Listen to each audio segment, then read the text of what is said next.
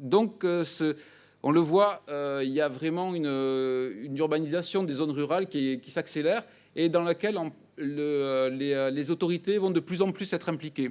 C'est-à-dire que dans la première moitié du XXe siècle, il va y avoir un certain nombre d'opérations immobilières par la municipalité, qui sont les habitats bon marché ou les cités-jardins, qui vont faire que les institutions vont s'impliquer, mais ça reste, on va dire, ponctuel. Il n'y a pas vraiment de planification. Et c'est là où on va arriver un peu dans la seconde phase de l'urbanisation de ces zones rurales, c'est l'urbanisation planifiée. Donc on va dire de 1950 à 2007.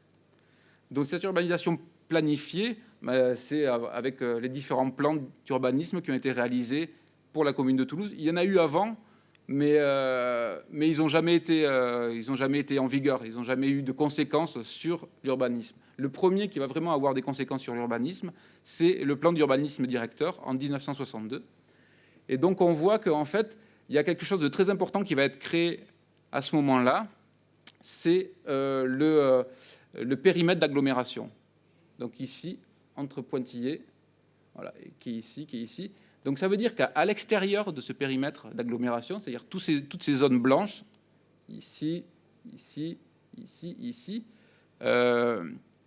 la mairie dit que elle ne pourra pas assurer les services municipaux de base que sont la voirie, l'eau courante, l'électricité.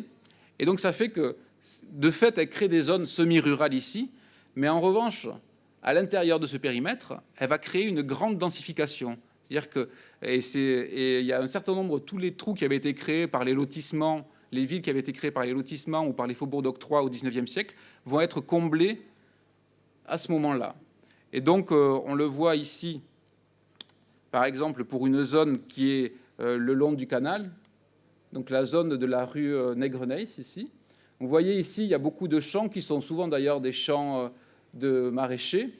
Et vous voyez que là, dans la seconde, voilà, entre 41 et 77, vous voyez que là, il y a vraiment une politique volontariste de la municipalité pour installer des grands ensembles. Donc là, c'est en général, ce sont des immeubles qui sont venus combler toutes ces zones rurales qui étaient à l'intérieur de zones urbanisées.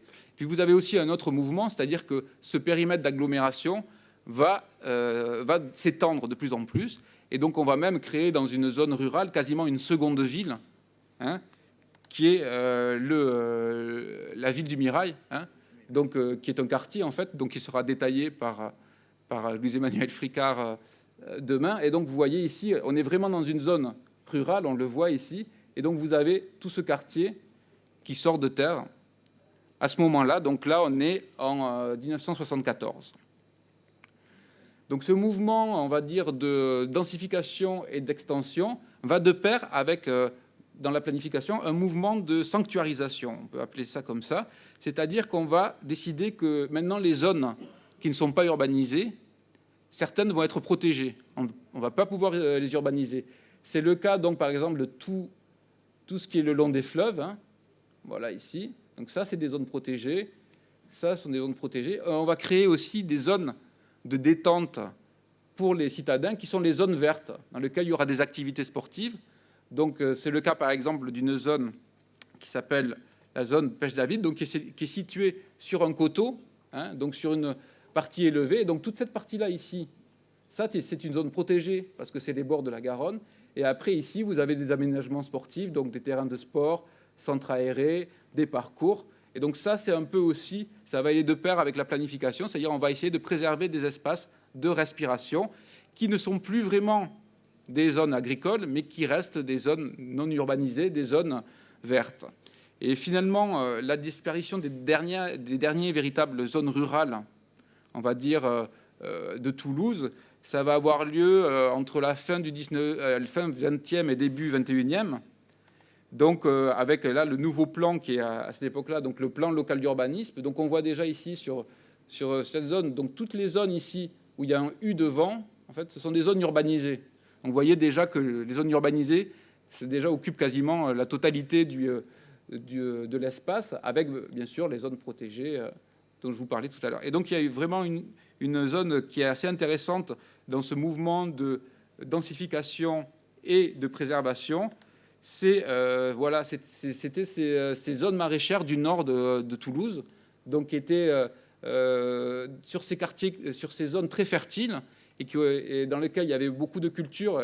Là, ce sont des photographies sur la culture de la violette, qui était une tradition toulousaine, mais il y avait beaucoup de types de cultures.